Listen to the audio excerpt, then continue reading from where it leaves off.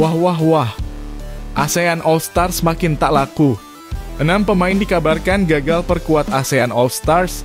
Kira-kira siapa sajakah pemain tersebut? Akhirnya baru tersadar, Vietnam dibuat menyesal dengan ikut ASEAN All Stars. Kira-kira kenapa ya? Berikut info mengejutkannya. Wah wah wah, apakah PSSI dapat karma? Usai tolak lawan Rusia dan lebih mementingkan Malaysia, kini Malaysia tolak timnas Indonesia. Ini dia alasan Malaysia tolak lawan timnas Indonesia, yang pasti bikin kalian terkejut saat mendengarnya. Nah, ini baru super top Marco Top. Patrick Kluivert sudah siapkan senjata ampuh untuk lawan Cina. Kira-kira senjata seperti apa itu? Yuk saksikan beritanya hingga selesai.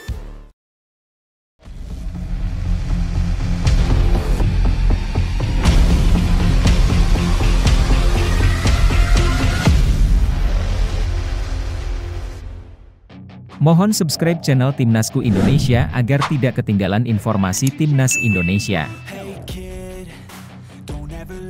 Malaysia ganti tolak tawaran main lawan Timnas Indonesia.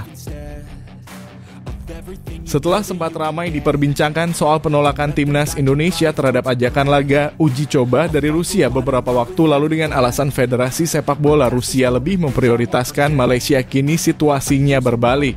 Kali ini, giliran Malaysia yang dikabarkan menolak tawaran laga persahabatan dari Timnas Indonesia untuk bulan September 2025.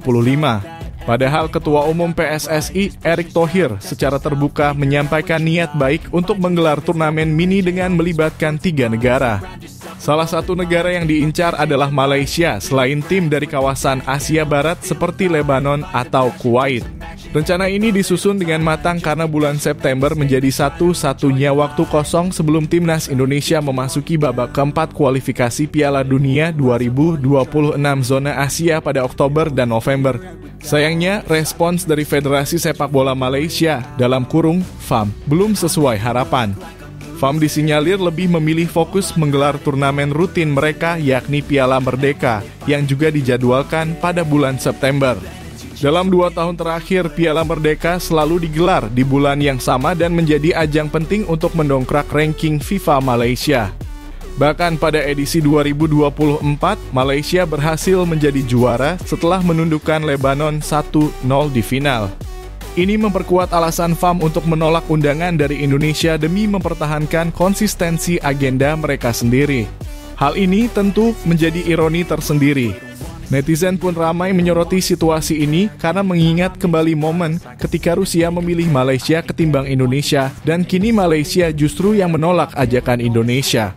Banyak yang menilai ini sebagai karma instan atau pembalikan situasi yang cukup menggelitik. Sebagian lainnya mempertanyakan mengapa Malaysia tidak menjadikan laga persahabatan dengan Timnas Indonesia sebagai ajang penting, apalagi sejarah rivalitas kedua negara selalu menarik perhatian publik Asia Tenggara.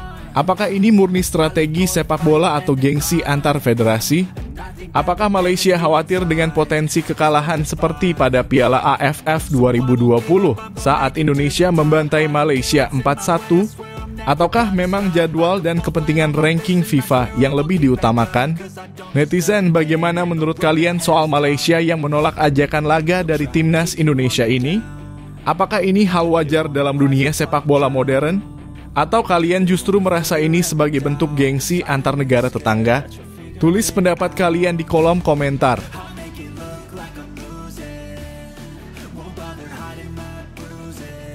ASEAN All Stars makin tak laku, 6 pemain dikabarkan absen bela ASEAN All Stars. Laga akbar antara ASEAN All Stars versus Manchester United yang dijadwalkan pada 29 Mei 2025 di Stadion Bukit Jalil, Malaysia, kini justru diselimuti kabar tak sedap. Meski digadang-gadang sebagai pertandingan prestisius dan syarat hiburan, sejumlah pemain bintang dari kawasan Asia Tenggara justru batal ambil bagian dalam laga tersebut. Tidak tanggung-tanggung, tercatat ada 6 pemain yang dikabarkan mundur dari daftar skuad ASEAN All Stars. ASEAN All Stars sendiri dipimpin oleh pelatih asal Korea Selatan, Kim Sang-sik, yang mendapat wewenang memanggil pemain dari 12 negara anggota AFF. Namun sayangnya banyak klub yang justru tidak memberikan restu kepada pemainnya untuk tampil dalam laga ini. Salah satu nama besar yang absen adalah Muhammad Ferrari, bek muda timnas Indonesia. Ia tidak mendapatkan izin dari klubnya Persija Jakarta untuk memperkuat ASEAN All-Stars. Bahkan mantan pelatih Persija Carlos Pena secara terang-terangan menyebut laga ini tidak penting dibanding pertandingan liga yang sedang dijalani klubnya. Tak hanya Indonesia, Thailand dan Vietnam juga mengalami situasi serupa. Nicholas Mickelson dari Thailand dan Nguyen Quang Hai dari Vietnam sama-sama ditolak oleh klubnya untuk membela ASEAN All-Stars. Alasan klasik soal padatnya jadwal dan fokus klub terhadap liga domestik jadi penyebab utama. Kondisi ini membuat daya tarik pertandingan ASEAN All-Stars versus Manchester United semakin dipertanyakan, apalagi absennya para pemain andalan berpotensi mengurangi kualitas permainan yang ditampilkan di lapangan. Sementara itu, nasib lebih tragis dialami oleh Andreas Nieto, pemain asal Kamboja. Bukan karena klub, tapi karena hukuman dari FIFA akibat kartu merah langsung yang diterimanya saat membela negaranya melawan Aruba. Dengan status hukuman tersebut, Nieto secara otomatis tak bisa tampil di laga apapun yang diakui FIFA, termasuk melawan Manchester United nanti. Dari kubu tuan rumah Malaysia pun tak luput dari absensi pemain. Dominic Tan dan Sergio Aguero pemain Malaysia. Bukan bintang Argentina juga dipastikan tidak bisa bergabung karena harus fokus mempersiapkan diri bersama timnas Malaysia untuk laga penting melawan Vietnam di kualifikasi Piala Asia 2027. Ini memperjelas bahwa laga ASEAN All-Stars perlahan mulai kehilangan gengsinya di mata klub dan federasi nasional masing-masing. Dengan sederet absensi tersebut, wajar jika publik mulai mempertanyakan apakah ASEAN All-Stars masih relevan di tengah jadwal sepak bola yang semakin padat. Bagaimana menurut kalian, apakah pertandingan seperti ini memang sudah tidak layak diprioritaskan? Atau justru klub-klub terlalu egois dan menghalangi pemain untuk tampil di laga besar internasional? Tulis pendapatmu di kolom komentar.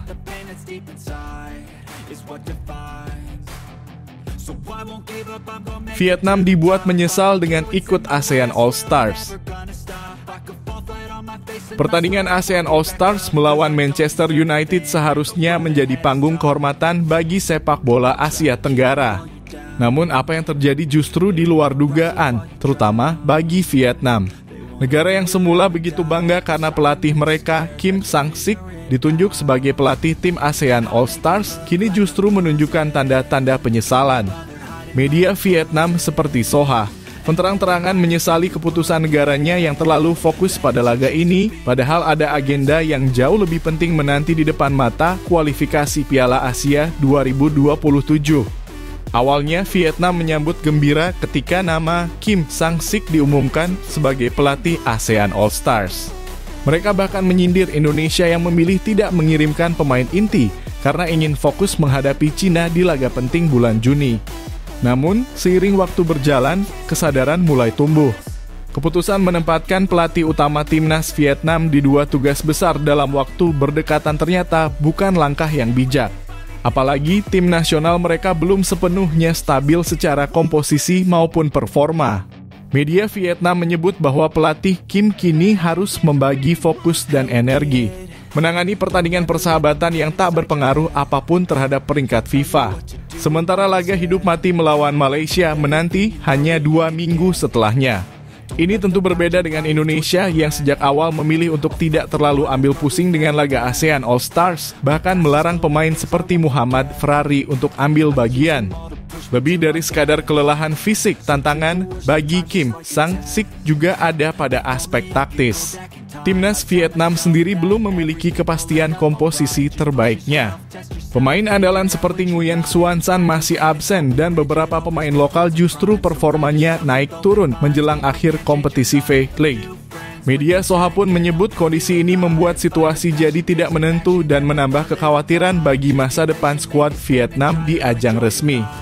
Kini setelah sempat merasa unggul karena pelatih mereka memimpin ASEAN All-Stars, Vietnam justru mulai mengikuti jejak Indonesia dalam hal kehati-hatian. Bahkan mereka menyesal tak mengambil keputusan serupa dari awal. Realitas ini menyadarkan kita semua bahwa tak selamanya gengsi membawa hasil dan fokus pada tujuan utama seringkali lebih bijak daripada mengejar panggung kehormatan sesaat. Bagaimana menurut kalian? Apakah langkah Vietnam ini sebuah kesombongan yang berujung penyesalan? Atau justru mereka terlalu terburu-buru mengambil keputusan tanpa perhitungan matang? Tulis pendapatmu di kolom komentar.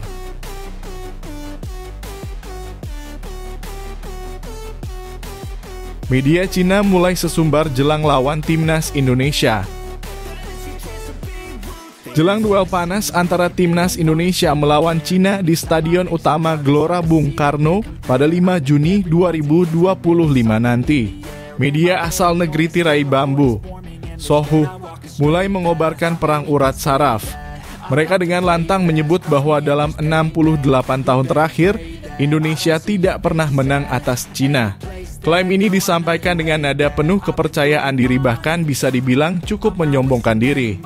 Melihat sejarah pertemuan kedua tim, dalam 68 tahun terakhir, Cina mencatat rekor luar biasa dengan 9 kemenangan dan 3 hasil imbang melawan Timnas Indonesia, tanpa pernah kalah sekalipun, tulis Sohu dengan penuh kebanggaan.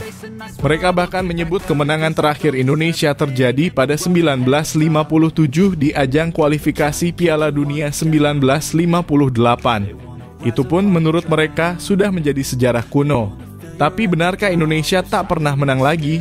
Faktanya data dari situs sepak bola 11v11, Transfermarkt hingga RS3F memang menunjukkan hasil yang tidak sepenuhnya memihak Indonesia. Namun beberapa pertandingan masih menyisakan polemik soal keabsahan status tim yang bermain.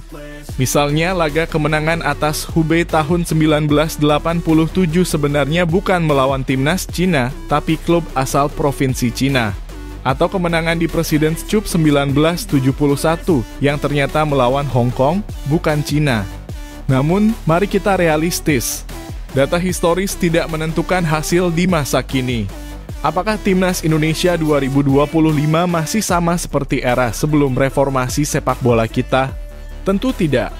Kini skuad Garuda sudah berubah drastis. Di bawah asuhan pelatih top dan dengan pemain-pemain muda berbakat yang ditempa di kompetisi Eropa, Indonesia tak lagi bisa diremehkan. Cina boleh saja sesumbar soal sejarah, tapi sepak bola bukan hanya soal masa lalu melainkan soal bagaimana tim mempersiapkan diri untuk hari pertandingan. Jika melihat perkembangan Timnas Indonesia dalam beberapa tahun terakhir, termasuk performa heroik di Piala Asia dan laga-laga persahabatan melawan tim kuat, pantas rasanya kita berharap kejutan besar bisa terjadi di SUGBK nanti. Apalagi bermain di kandang sendiri dengan dukungan puluhan ribu supporter Garuda, semangat dan motivasi pemain Indonesia pasti berlipat ganda. Inilah saatnya Timnas Indonesia membungkam kesombongan media Cina dengan aksi nyata di lapangan. Bagaimana menurut kamu? Apakah sesumbar media Cina ini justru akan menjadi bumerang bagi mereka? Atau kamu yakin Timnas Garuda bisa membuat sejarah baru di Gelora Bung Karno? Tulis pendapatmu di kolom komentar dan beri semangat untuk Timnas Indonesia.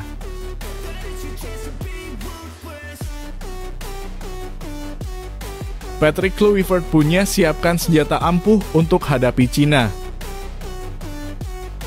Pelatih kepala Timnas Indonesia, Patrick Kluivert, tidak tinggal diam jelang laga krusial melawan Cina di Stadion Utama Gelora Bung Karno pada 5 Juni 2025. Mantan striker legendaris Belanda ini dikabarkan sudah mengantongi strategi ampuh untuk meredam agresivitas Cina sekaligus mengamankan 3 poin penting bagi Garuda. Laga ini bukan sembarang pertandingan melainkan menjadi partai hidup mati bagi peluang Indonesia lolos ke babak keempat kualifikasi Piala Dunia 2026 zona Asia. Saat ini Indonesia duduk di peringkat keempat grup C dengan raihan 9 poin. Jaraknya hanya 1 angka dari Arab Saudi di posisi ketiga dan 4 poin dari Australia di posisi kedua. Artinya segala kemungkinan masih terbuka, bahkan mimpi melangkah langsung ke Piala Dunia 2026 belum sepenuhnya tertutup. Namun semua itu tergantung pada hasil di 2 laga terakhir. Salah satu kunci terpenting ada pada pertandingan melawan Cina. Jika Indonesia bisa menang dan pertandingan lainnya seperti Australia versus Jepang atau Bahrain versus Arab Saudi berakhir menguntungkan, maka posisi Garuda bisa langsung melonjak ke posisi 3 besar. Itu akan membuka jalan menuju laga penentu kontra Jepang 5 hari kemudian yang bisa menjadi tiket emas menuju Piala Dunia. Melawan Cina bukan tugas mudah. Mereka punya catatan historis yang cukup dominan, namun Kluivert tampaknya sudah siap mematahkan rekor tersebut. Dengan skuad muda yang terus berkembang dan dukungan puluhan ribu supporter di SUGBK, semangat timnas Indonesia sedang berada di puncaknya. Menurut sumber dari tim pelatih, Kluivert sudah menyusun taktik khusus untuk mengeksploitasi kelemahan pertahanan Cina yang kerap tidak stabil ketika ditekan sejak awal. Strategi ini disebut akan mengandalkan kecepatan lini depan Indonesia dan transisi cepat dari tengah ke area sepertiga akhir lapangan. Laga panas ini akan disiarkan langsung di RCTI pukul 20.45 waktu Indonesia Barat dan dipastikan bakal menjadi magnet besar bagi pencinta sepak bola nasional. Sorotan tidak hanya tertuju pada hasil, tetapi juga bagaimana Kluivert meramu strategi dan motivasi pemain untuk tampil maksimal dalam pertandingan paling menentukan sepanjang kualifikasi ini. Bagaimana menurut kamu? Apakah Patrick Kluivert bisa membawa timnas Indonesia menumbangkan Cina dan menjaga asa ke Piala Dunia 2026? Tulis pendapatmu di kolom komentar dan beri dukungan terbaik untuk Garuda.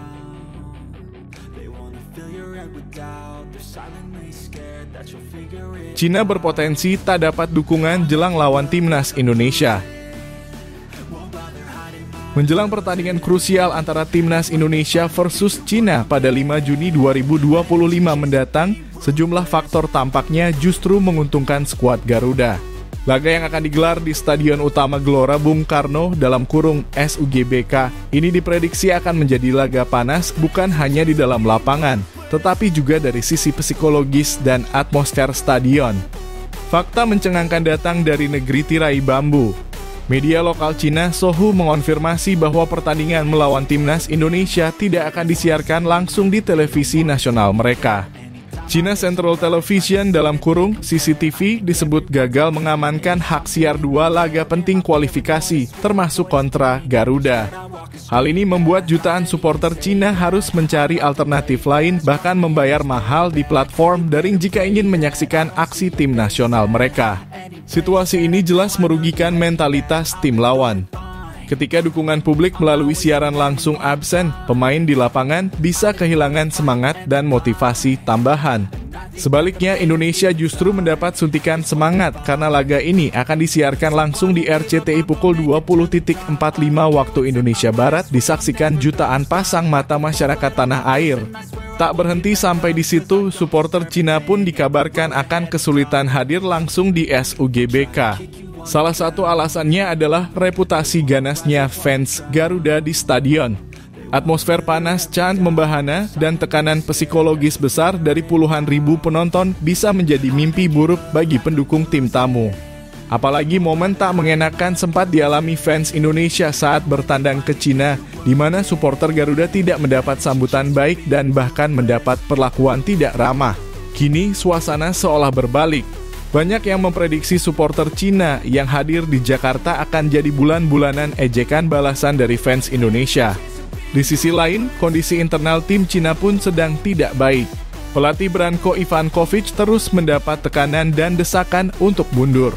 Beberapa pemain inti absen, termasuk striker Lin Liangming yang terkena akumulasi kartu. Sementara pemain naturalisasi lainnya juga mengalami cedera. Hanya Wu Lei yang dikabarkan fit dan siap tampil, tapi beban di pundaknya akan sangat besar. Dengan segala kondisi ini, timnas Indonesia tampak lebih siap, lebih stabil, dan lebih didukung dari berbagai sisi. Laga ini menjadi momentum besar bagi Patrick Kluivert dan pasukannya untuk mengambil keuntungan semaksimal mungkin di lapangan maupun dari sisi psikologis lawan. Bagaimana menurut kamu? Apakah tekanan mental dan minimnya dukungan publik akan membuat Cina goyah di SUGBK? Tulis pendapatmu di kolom komentar dan beri semangat untuk timnas Indonesia.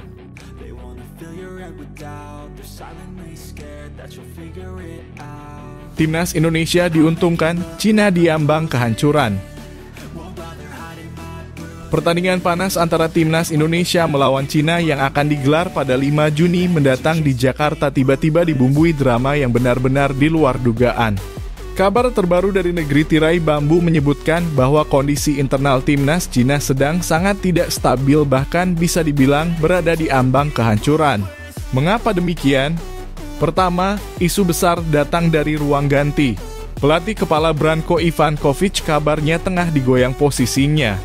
Muncul tekanan dari publik dan media lokal agar federasi mencopot Ivankovic dan menggantinya dengan Seo Jung-won, pelatih klub Chengdu Rongcheng. Meski federasi menolak perubahan demi kestabilan, kondisi ini jelas mencerminkan konflik internal yang serius, apalagi di momen krusial seperti sekarang. Yang lebih mengejutkan, Cina mengambil langkah ekstrem dengan memanggil hingga 50 pemain untuk pemusatan latihan, jumlah yang jauh dari biasanya yang hanya berkisar 25 hingga 28 orang. Langkah ini dianggap sebagai upaya panik menyikapi badai cedera yang melanda skuad. Pemain-pemain kunci seperti T.S. Browning dan Jia Hao Wang dipastikan absen. Bahkan striker utama Lin Liangming harus menepi karena akumulasi kartu usai insiden tendangan kungfu ke pemain Arab Saudi. Tak hanya itu, media Cina juga melontarkan kritik tajam soal program latihan Ivankovic. Disebutkan bahwa latihan terlalu intens membuat para pemain kelelahan dan performa menurun drastis. Kekalahan saat melawan Arab Saudi menjadi bukti bahwa persiapan matang tidak selalu membuahkan hasil jika stamina tidak dikelola dengan baik. Meski begitu, masih ada secercah harapan bagi Cina. Wu Lei, sang Messi Cina, dilaporkan telah pulih dari cedera dan siap tampil. Namun, apakah kehadirannya cukup untuk menyelamatkan wajah Cina di hadapan Indonesia yang kini sedang berada dalam tren positif?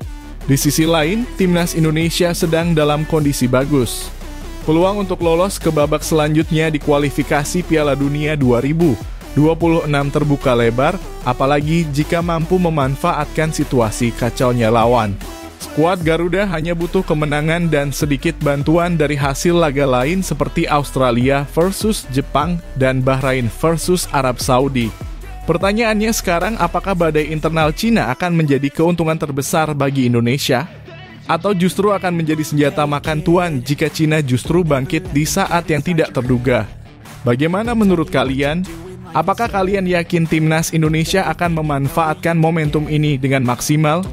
Tulis pendapat kalian di kolom komentar dan jangan lupa beri dukungan penuh untuk Garuda agar bisa terbang tinggi ke putaran berikutnya.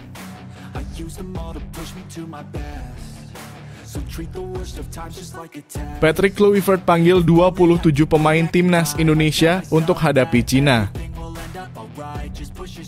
Kabar baik datang dari timnas Indonesia menjelang dua laga krusial kontra Cina dan Jepang dalam lanjutan kualifikasi Piala Dunia 2026 zona Asia. Pelatih Patrick Kluivert dikabarkan akan memanggil 27 pemain terbaiknya untuk menghadapi laga yang sangat menentukan ini. Tidak akan ada tambahan pemain naturalisasi baru, karena PSSI telah memastikan bahwa skuad Garuda cukup kuat dengan komposisi yang ada saat ini. Kepastian itu disampaikan oleh ex-co PSSI, Arya Sinulinga, yang menegaskan bahwa tidak ada proses naturalisasi baru untuk periode internasional Juni 2025. Pemain kita sudah jago-jago dan hebat-hebat, ujarnya dalam sebuah wawancara di kanal YouTube Bebas Podcast. Ini menandakan bahwa Kluivert percaya penuh pada kekuatan skuadnya dan tentunya ini kabar menggembirakan bagi pecinta sepak bola Indonesia. Kabar baik lainnya adalah beberapa pemain yang sebelumnya mengalami cedera kini mulai menunjukkan progres pemulihan yang sangat positif. Nama-nama seperti Kevin Dix dan James Sainem-Patinama hingga Ragnar Oratmangoen berpeluang besar kembali merumput. Bahkan Dan James telah kembali berlatih bersama klubnya dan Kevin Dix diprediksi bisa pulih total pada akhir Mei. Artinya, Kluivert punya waktu dan sumber daya untuk membentuk tim terbaik yang siap tempur. Satu nama yang juga menjadi sorotan adalah Asnawi Mangkualam, mantan kapten timnas Indonesia yang terakhir bermain pada Piala AFF 2024. Menariknya, Ports Club yang dibelanya tidak melepas Asnawi untuk laga eksibisi ASEAN All Stars versus Manchester United. Hal ini menguatkan sinyal bahwa Asnawi akan masuk daftar panggil Kluivert untuk laga resmi dan akan ambil bagian dalam pemusatan latihan di Bali mulai 26 Mei mendatang. Di tengah stabilitas dan persiapan matang timnas Indonesia, kondisi timnas Cina justru sebaliknya. Mereka sedang diterpa isu penggulingan pelatih Branko Ivankovic dan munculnya nama Seo Jung-won sebagai calon pengganti. Federasi Cina bahkan dikabarkan memanggil hingga 50 pemain ke pemusatan latihan sebagai respons atas badai cedera dan performa buruk tim. Sebuah langkah yang dianggap sebagai bentuk kepanikan sekaligus kegagalan manajemen dalam membentuk tim yang solid. Dengan segala dinamika ini, Indonesia tampaknya jauh lebih siap menghadapi laga penentu nanti. Kombinasi antara komposisi pemain yang solid, kembalinya pemain-pemain cedera, dan kemungkinan besar kembalinya Asnawi membuat timnas Indonesia layak optimis. Sementara Cina datang dengan berbagai beban, timnas Garuda justru membawa harapan dan momentum positif. Bagaimana menurut kalian? Apakah timnas Indonesia akan mampu memaksimalkan kondisi ini dan meraih kemenangan atas Cina? Tulis pendapatmu di kolom komentar dan beri semangat untuk skuad Garuda.